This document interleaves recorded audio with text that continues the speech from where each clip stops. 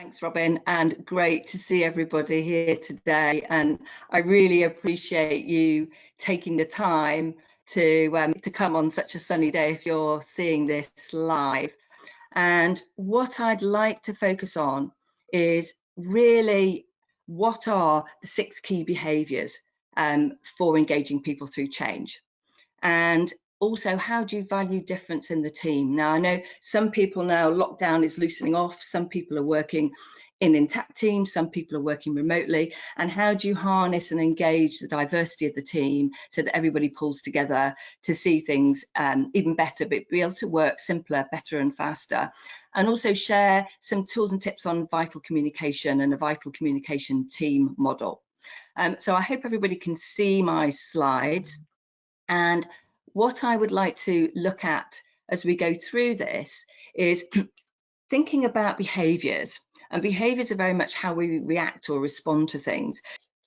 So my first poll is, I'm really curious, how are your team feeling right now? You know, given everything going on, and we talked last time about minds and activating minds for change, but where are people? And Robin, if you could launch the first poll, that would be great, thank you.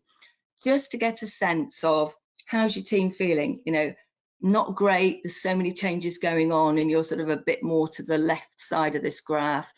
Are people feeling okay with everything? Are they feeling pretty good now? Or are you feeling fantastic as a team?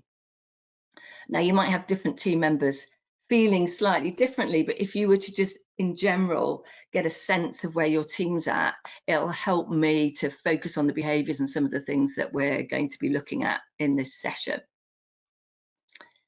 So Robin, just let me know when everyone's had an opportunity to look at that. Yep, we've got all the votes in at the moment. That's great. So we've got a lot of you where everyone's feeling okay. Feeling very good, a little bit less. I can see no one's feeling fantastic. Is there a 0 score in that, Robin? I beg your pardon? There's 0 score on feeling fantastic. I'm afraid so. Yeah, and some people not great. And I think you're feeling very good. Yeah. So I think, you know, we are in real times of change, and I think there's a mixture of how people are feeling, and being honest about feelings is key to supporting people with their behaviours as you're going through change, and building trust, which I'm going to talk about a tiny bit today, but which is the webcast that I've recorded for IGD, will really help enhance and help move people forward with some of these aspects. I'm hoping that by the end of this session, I can give you some tools and tips to help your team feel fantastic or move higher up on that scale, given everything going on. So thank you for participating in that. And so just as we go through, what I'd like to think about is, what are behaviours? You know, what are we talking about when we talk about behaviours? Because in a way, it's like peeling back the onion, and the onion is the sort of outer edges of the onion of the behaviours that we see on the surface. And right now, some people are feeling a bit afraid and understandably worried about what's going on, lots of reorganisation. Some businesses are working even harder than ever and growing even faster than ever. Some have come to a standstill, and you've got to really rethink your team and maybe restructure your team. And so you might be seeing lots of different behaviours going on. And in effect, behaviours are the way we react or act to a situation or a stimulus. And there'll be lots of different behaviours going on. And if you want to go in the chat box, you might want to share some of the behaviours that you're starting to notice in the way that you're seeing your team, because we all have a myriad of behaviours, and understanding where people are at and noticing their behaviours is the key to being able to take everybody with you and guide through all the changes that are going on. And the thing about behaviour is it's a human physiological aspect that actually happens in our beings, and everybody has subjective experiences to what's happening. And right now, some people, you know, understandably might be worried or frustrated. other people might be quite excited about the opportunities that this is presenting. I know some of the teams I'm working with are a bit overwhelmed because there's so many things to do. It's like business as usual, but bringing in new things. So thinking about what's your subjective experience right now. What behaviours are you noticing in your team members? And some of you might be noticing similar behaviours. But the thing about our behaviours is they actually create physiological responses. So some people, you might find that your heart beats a bit faster because you've got so many things you've got to do. You might feel sort of sweaty palms, or you just feel a little bit nervous around things. But there's different ways that our bodies physiologically react to change. And then that generates behavioral responses. And you might have several people in your team who they've got the same situation going on, but their behavioral responses will be different. Now, we spoke last time in terms of activating minds for change, the power of having an agile mindset and thinking positively, using your perspective, being very good at pacing yourself and being proactive and focusing on the things that are important. But even trying to do all those things, you'll notice that different behaviours are coming out. And Robin, what behaviours are we noticing in the chat box?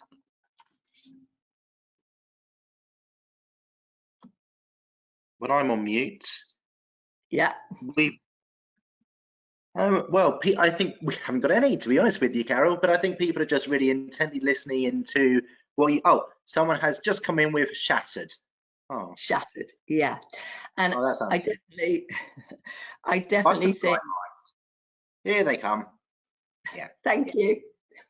Okay. I think that shattered, that exhaustion, that is real right now. And I have to say, by Friday last week, I felt shattered too.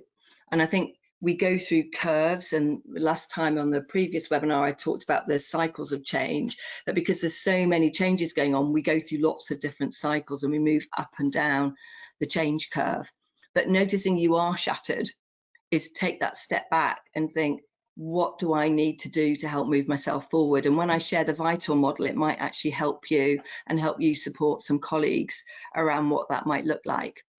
But before we get on to that, the first thing I'd like to focus on is 6 key behaviours around change. And thinking about, having done quite a lot of research recently around what are the most important behaviours to support teams as they go through change, then communication, communicating, collaborating, and I know the next webinar is on that, but communicating, collaborating, and really connecting is fundamental to everything. But then sitting outside of that, the 6 behaviours I want to talk about are having trust and empathy, being open to learn, because there's so much that's new right now as we're navigating all these changes that nobody could have expected, but also valuing each other as we go through this, coaching and empowering each other as a team. I definitely think coaching is going to be one of the levers that will make the difference between a high-performing team and teams that struggle a little bit as we start moving forward. But also having fun and humour is really critical. And the more exhausted we are, the more tired we are, the more getting our energy up is going to be important. And the last behaviour is all about motivating and engaging people. And to be honest, I think those last 2 behaviours are key ones for us to be thinking about over the summer as we start to re-engage and reimagine what we're going to need in our businesses. So the next poll that I'm going to ask Robin to put up is, of these 6 behaviours, and I'm going to go into them in a little bit more detail as we go through the webinar, which is the one behaviour that would have the greatest impact on your team if you focused on improving it? So Robin, if you can launch the poll. So is it trust and empathy? Is it everyone having that openness to learn and curiosity to stay open? Is it about valuing and respecting each other so the whole is greater than the sum of the parts in your team? For you, is it about coaching and empowering, or is it more motivating, energizing, keeping that fun and humour? I know you're probably listening to this and thinking, well, actually, I could do with a bit of everything. But if there was just one that you would focus on that would make a massive difference to your team and to yourself, which would be most important?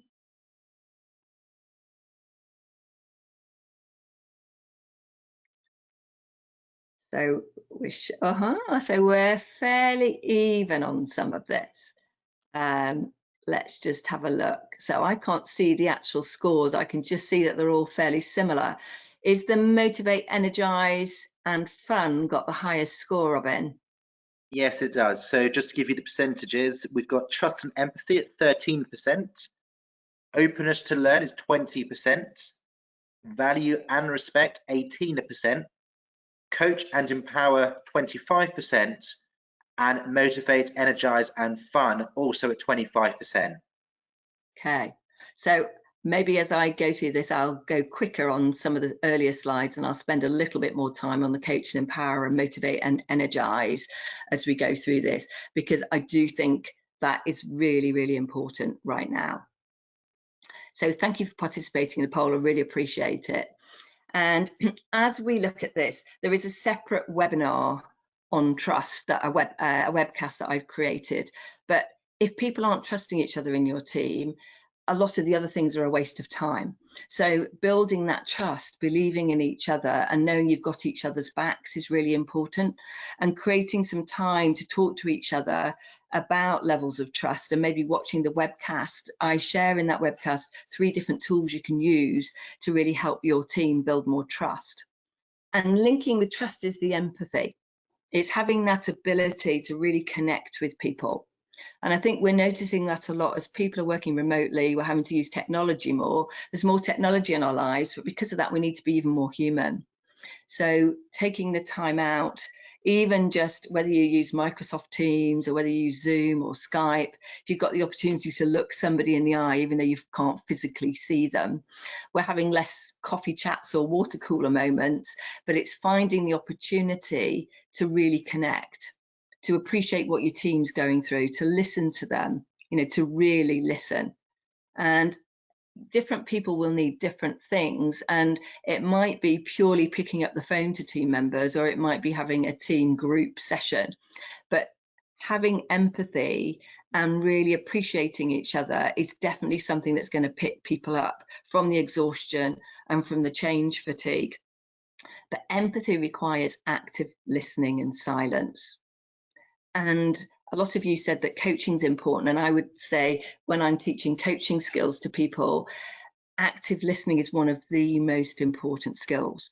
It's one of the most important skills to connect a team together and to communicate well as a team, but also to build that understanding of each other. And we talk about listening on 3 different levels. So a lot of us day to day would listen more at what I would call level 1. We're listening at the self. What does it mean for me? What's going on right now? How can I interpret that? What does that mean for how I am in the team? But when you're showing empathy, you're listening at level 2. You're listening from the other person's perspective. You're listening from your team members. You're putting yourself in their shoes. How are people feeling? What are they believing in themselves? What's really going on? You start to feel what they feel. You start to really connect. You notice people's body language when you're in live sessions with people, but you can hear their breathing on the phone. You can hear their tone, their pace. You can notice if someone's feeling a bit overwhelmed, or if they're sad or they're happy, because we give off lots of vibes if you're listening at level 2 and you're really tuning into the others. And also to build empathy, but also to boost your coaching skills, it's very important to listen at what we call level 3, which is the environmental level, tuning in to the unspoken. It's nothing anyone's saying, and it's not necessarily even shown in their body language, but it's just a sense you get. You get a sense of what's going on. And the value to the person is then reflecting that back, reflecting that you've really are in their shoes, that you're hearing what they're saying, and it's taking the time out. I think sometimes when I'm teaching coaching skills to people and building empathy and communication, there's a big focus on I've got to get my questions right. And yes, there is definitely a skill to questioning, but actually if you're listening well and then you're reflecting what you're hearing and building the empathy and the trust, the questions will be more natural. So just something to think about is how often Are you listening at levels 2 and 3 from the other person's perspective, and you're tuning in more to the vibe of what's going on? You know, the big barriers that stop people from listening and actively listening is mind reading. You know, we sort of try and preempt what someone's going to say. We might finish their sentences or just guess what's going on in their mind. Also, we can rehearse what we're going to say next in a conversation when someone's talking, or starting to filter things down and not fully listen to everything they're saying. You know, we're human beings. We can judge people. We listen, but we're judging. What does this mean for me? What does this mean for the team? Or we over-identify with what they're saying. And as soon as we start identifying with the issue, we stop listening. We're not as empathetic as we could be. So think about, how can I suspend my judgment? How can I let go of over-identifying? How can I let go of trying to advise too much? I think sometimes we just want to step in and help and advise, but actually, to build empathy and trust, sometimes people don't need your advice. They just want you to listen. They don't want you to make assumptions or interpret. They want you to be there for them. So have a think about, how fully are you listening to your team members? And what's your biggest barrier to actively listening? And again, you might want to put the barrier in the chat box. It'd be quite interesting to see what the biggest barriers are for people.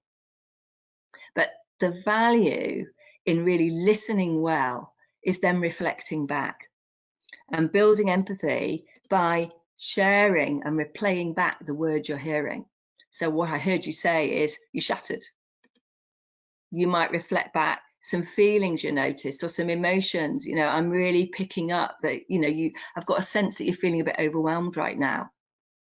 You know, tell me more about that. And it just lifts it off. Once people have the opportunity to speak about it, it makes it feel lighter. But also share some of your intuitions, share some of the unspoken things in teams. And sometimes people say, well, if I've got a team member that's remote, it's really hard to pick up the emotions and the intuitions. I would actually challenge you on that. If you're actively listening, you can tune into some of those things. And then the bravery is then playing it back. What I heard you say is this. You know, I'm wondering, feelings I notice, or I'm wondering if you're feeling this. They'll always correct you if you use the wrong word. And really importantly, share your intuitions. I got the sense that you feel there's huge potential here, but right now you're just feeling a bit tired. I go, yeah, I am feeling tired. Okay, so tell me more about that. How can I help you? How can we take some of this off so you can focus on your priorities? So building empathy, building trust by not just listening, but playing back and taking the time to play back what people are telling you is really, really important. Now, some of you said the openness to learn is important. And so staying open, being that person that is not too fixed mindset, but you've got a growth mindset, but you're very open to learning new things, because the future is definitely agile. We've got to stay nimble. We've got to keep our antennae up for learning lots of things. But again, being open to learn, we can ask lots of curious questions. You know, curiosity, and again, this fits into coaching, but sharing really laser questions with people so you can learn more. You know, some great laser questions. How are you feeling? You know, don't double up your questions. Keep them really clean and simple. A lot of great questions have got 3 or 5 words. How are you feeling? Then stay silent, wait, listen at levels 2 and 3, and then play back what you've heard. It just values the other person and it builds a connection between you. But other great questions. You know, what are the most significant issues? I'm hearing that you're shattered, or I'm hearing you're overwhelmed. What are the most significant issues you've got? Or put a number in. What are the 2 most significant things? By helping people unpack it, staying curious and not trying to be making too many assumptions can really help them offload and let go of stuff and move forward. Great question. What will success look like? I'm hearing there's a lot going on. I know there's a lot of change. What will success look like? Stay quiet. Allow the person to speak, and then very importantly, play back what you've heard. because that will start to help it hardwire in their brain. You know, how can I support you? You know, what's stopping you? I had someone this morning, we were working with a team, and they actually were sharing with each other, what are you worried about? Because once you get your worries out, you know, a problem shared is a problem solved. And it's like, get these out, stay open, really support each other. In the handout that goes with this session, I've put some suggestions of some questions that you might want to ask if you're a team manager of your team. But equally, I've also put some questions in about, if you're a team member, what you might want to ask or share with your team leaders. So I'm not going to go through these now, but these are ideas of staying open, not making too many assumptions, but just giving people the opportunity to talk, to share, and then to reflect back, because this will all help you build the trust and empathy. It'll help you value each other, but it'll also give you some ideas of some coaching skills. A great question I ask when I'm coaching people, what will give you a breakthrough? But asking your team, with everything we've got going on, what are the breakthroughs we need? Listen to your team members, play back, reflect back, and then agree your priorities, which we spoke about on the previous webinar. So I've talked about those first aspects of behaviours, but what I want to talk about now is the next really important behaviour is valuing differences. And a smaller percentage of you mentioned that, and you're probably doing a lot of that already. So I'm going to be fairly light on this, but someone who really respects other people is someone who treats other people with compassion and concern. You know, we value the diversity in our teams, and we bring the strengths and we harness the strengths of everybody. Some of you might have done personality profiling and really understand what values and what strengths that your team have. But even if you haven't, just understanding, you know, what are the strengths of your team? What does everybody bring? I did an exercise this morning with a team, just simply asking each person to share what they believe their strengths were, and then team members to reflect about what they'd heard. People were very embarrassed because we don't like talking about strengths, but right now it's important to build confidence in our teams, and a way of doing that is getting people to share their strengths and you giving feedback on their strengths and appreciating them. Valuing people's contribution, sharing what you really appreciate about your team members and getting them to share what they appreciate about you, and also respecting different people's preferences, understanding that we are all different and we approach things differently. So if you have done some personality profiling, you might know whether you're introvert preference or extrovert preference. Some of you might have done colours. I use Insights personality profiling and Clarity 4D to help people understand and value differences in a team so that everybody can work better. But for some of you, you might be more introvert preference. So you might get your energy from going inside yourself. You know, you might be quite quiet, somebody who likes to absorb information, take it in, be reserved about how you work. And especially if you're working remotely, then having that introspection time could be really useful for you now. But on remote sessions or on team meetings, sometimes people who've got an introvert preference, there might be what we would call blue or green in Insights and Clarity 4D, then they might not always share everything they can in a team. So if you're introvert preference, make sure that you have the opportunity to bring the value you can to the team, and that your colleagues who may be a more extrovert preference and you get their energy from externally and who are more talkative and maybe more flamboyant and more outspoken in team meetings, make sure they don't take all the airtime. And if you're extrovert preference, you know, you'll want that connection, and you might be feeling less connected right now if you're working remotely. So thinking about how you can blend the power of all of you. Now, some of you will be familiar with this and some of you won't, but if you suspect that you get your energy more from the extrovert side, you might be red energy, an extroverted thinker. I'm going to ask you in a minute whether you think you're red, yellow, green or blue. So Robin will put up a poll, but if you're more extroverted and you tend to think more, you'll be quite determined, quite demanding, quite competitive in the way you work in your team, but very purposeful. You like to get things done. You know, be brief, be bright, be gone is often your mantra. Give me the bullet points and let me move forward. Is that you? Do you like to do it now? Some of you might be more the yellow preference, so still extrovert, but more extroverted feeling. So you will want to connect with people. You'll be quite persuasive. You'll be quite dynamic in the way you work, and it'll be about doing it together and involving people. You know, is that your preference? Do you like to talk and get things out and share your ideas with the team? If you're more introvert preference, you might be an introverted feeling preference. So you could be incredibly caring and incredibly supportive to your team. You know, you're often the wind beneath other people's wings, but very encouraging and sharing, quite patient in the way you work, quite relaxed in the way you work, which can be really important right now when the pace is picking up. So do you have what we would call the earth green energy? And there'll definitely be people on this session who are introverted, but you're more of an introverted thinker.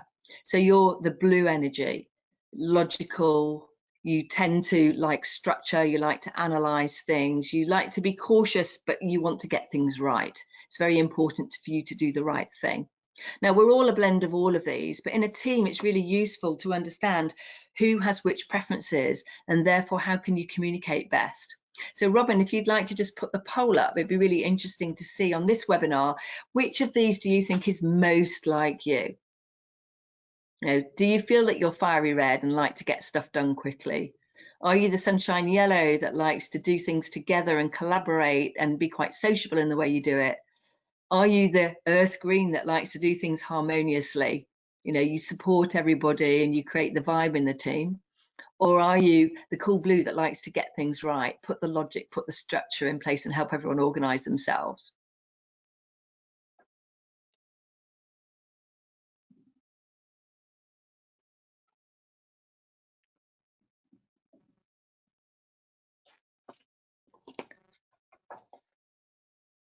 If people have had some time to vote, it'd be really interesting to see the results. Ooh, fairly balanced. Robin, do you want to read the actual scores? Of course. So we have quite an even split. Fiery red, 22% of you. Also 22% sunshine yellow. Also 22% earth green. And 34% of you are cool blue. Thank you. And for those of you that are the cool blue and you want to get it right, you might be frustrated by this webinar because I might not be giving you enough detail. So I'll apologise in advance for that. But there is a lot more information on Full Potential Group website, and equally in the handout that IGD will be producing with this, there'll be some more information to support you. So you can have a sense of your personality, but there are profiles that you can do, lots of different great personality profiles around. And what can be useful from a team perspective is seeing where your team members are, seeing different team members. And for those of you who did feel that you were very strongly the blue, then what you bring, you're great at assimilating the information for the team and really putting good processes in place.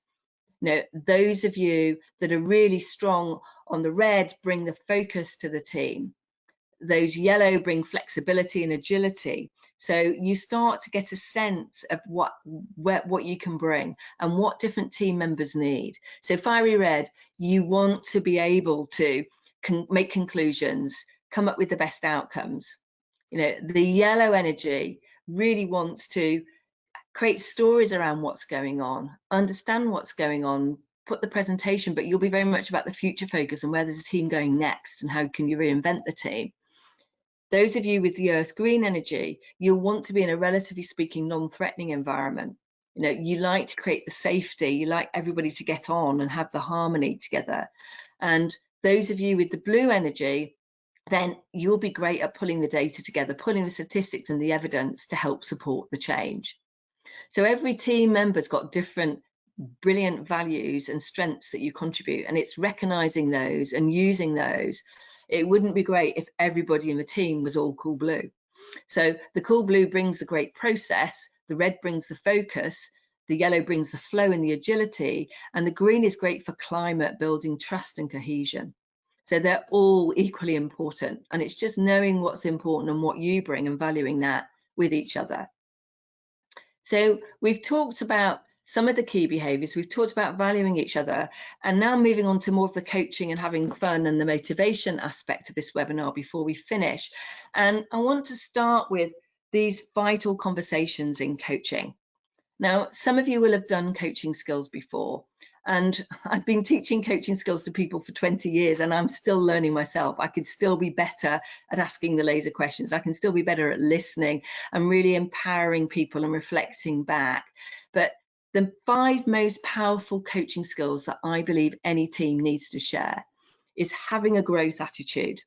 If everybody moves from the fixed mindset to the growth mindset, and you believe in each other, you value each other, and you see the growth potential in every team member, the team is going to move together through the change more quickly. The team being able to have clear focus, knowing what your focuses are, knowing what your priorities are, but being really present with each other, being focused on each other, taking that time to ask the laser questions and to actively listen and then to play back are really key to boost your team. And I think every team can have a little bit of a top up of coaching skills and a refresher, because I do think coaching is going to be one of the key skills to help us move through change. And the vital model I like to suggest, and I work a lot with from team perspective, also one-to-one, is ask questions and understand where the team is by verifying the reality. I use a vital model. So the V is verifying the reality. What's happening? What's going on? How are people feeling? Start with that. And then the I in the vital model is inspiring the ideal outcome. This is where we are, but what's our ideal? What will good look like moving forward? What do we need to achieve? What results are we looking for? So you verify the reality and then you agree the ideal. I think a lot of challenges that teams are going through right now is because it's so confusing and so busy, teams are spending too much time talking about the reality. Now, yes, we've got to understand and put stakes in the ground around what's going on, but the challenge right now is to move into inspiring the ideal, to talk about what you could do next, how to move forward, what will success look like this week, next month, next year, and then tackling the gaps, having honest conversations about where are the gaps between where we are now and ideally where we want to go. And I think the 2 most important aspects of team meetings are the identifying and inspiring the ideal outcomes now, and being really honest and tackling the gaps. Because once you've tackled the gaps, you can then start as a team to agree the actions and accountability. Once you know, sometimes people say, what's going on right now? They verify the reality and they jump straight into what we're going to do about that. And the big value in coaching and the big value in harnessing your team is inspiring and taking the time to inspire the ideal, talk about what good will look like, talk about what could be possible, and be honest about the gaps. Then the actions you'll agree will probably be different actions, and being honest about the accountability and who's doing what. And then the L is about learn and review. What have we learned from this? What are we learning? Because we're continually learning right now as the world is very agile. When are we going to review this? You know, what have we learned? When are we going to review it? How do we lock all this down so that we move forward to the next phase? So this is a model in a team you can use sequentially, but you can also jump in and out of the process. But please beware, if you're in team meetings and you're spending half the time verifying the reality, you will not be as productive as a team as you could be.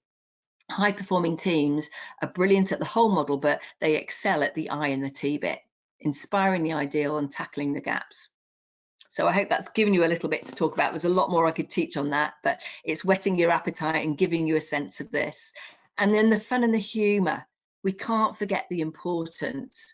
Every great leader, everyone's got their own sense of humor. So it's understanding, you know, for you, but it's showing your vulnerability and getting along with people by being real. You know, sharing the fun and humor, humanizing builds trust. It puts some humanness into all the technology that we're having to rely on right now. It's a stress buster, and this is a stressful time. So sharing those WhatsApp groups and those funny anecdotes or things that make you laugh and putting people at ease stimulates creative thinking as well. So helps boost morale. You know, so what are you doing to inject a bit of fun and humor into your teams? Because it definitely increases productivity. And then the last thing that I want to talk about is motivating your team. And I've done a separate webcast on this, which is coming out later this week, because there's so much more I could share on this. But Right now, I think motivation levels are very different, and I use a tool called Mapping Motivation, which actually measures your individual motivation, but it also can create a team profile where you can see how motivated the team is, but not just how motivated your team is, it's what is it that's getting everyone out of bed in the morning? What will keep them energized? And the thing about our motivators is they change, they're dynamic over time. And because we're moving through change, understanding and recognizing not just your motivators and what gets you out of bed in the morning, but recognizing the drivers of your team members is really, really important. So if you've got the time to watch the webcast that comes out, it'll give you a lot more detail on this. But some people in your team will be getting out of bed in the morning for the relationships. It's the people they meet, the teams they're a part of. It could be the customers or the stakeholders or the colleagues that they connect with every day, the friends they make, but that sense of belonging and a sense of stability when everything else is changing is really important if you're motivated by relationships. Others of you will be good at the relationships, but what drives you and what motivates you will be achievement, that sense of getting things done, the sense of, getting a project over the line, delivering on your targets, exceeding your plans, being able to achieve your goals, being quite competitive and working in that environment where there's lots happening and it feels tangible. So are you achievement orientated? Or the third sector, and I suspect a few of you are this, and we're going to put the final poll up in a second, is are you growth motivated? And what we mean by growth is that what excites you and gets you out of bed in the morning as a team is what you can grow. It might be growing yourself and each other, but it could be growing your business, growing your project, developing your project, growing new ideas. But if you're growth orientated, you'll be quite focused on the future. You'll be excited about what's around the corner. Okay, right now might be a bit scary, but if you focus on thinking about your future goals, it's going to fire you up. So you'll see that there are 3 motivators that sit in each of the categories. And in the webcast, I actually talk a lot more about these in detail. And you can do your motivation profile if you look at motivational maps online. But for now, I'd just be really curious in this final poll is, what do you think gets you out of bed in the morning? Is it relationships? Is it achievement? Or is it growth? Which one is most important to you? And remember, so Robin, if you put the poll up, I'm not asking, are you good at this? I'm actually saying, does it light your fire? Does it give you energy? So which one is going to give you energy now and fuel you up for this next phase of the change in your team?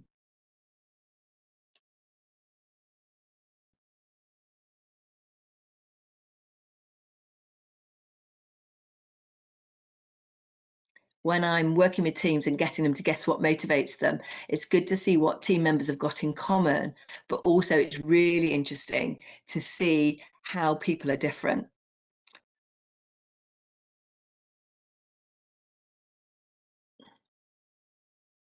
So thank you all for doing the polls. You might be glad to know that's the last one on this webinar, but Robin, do you want to share the results?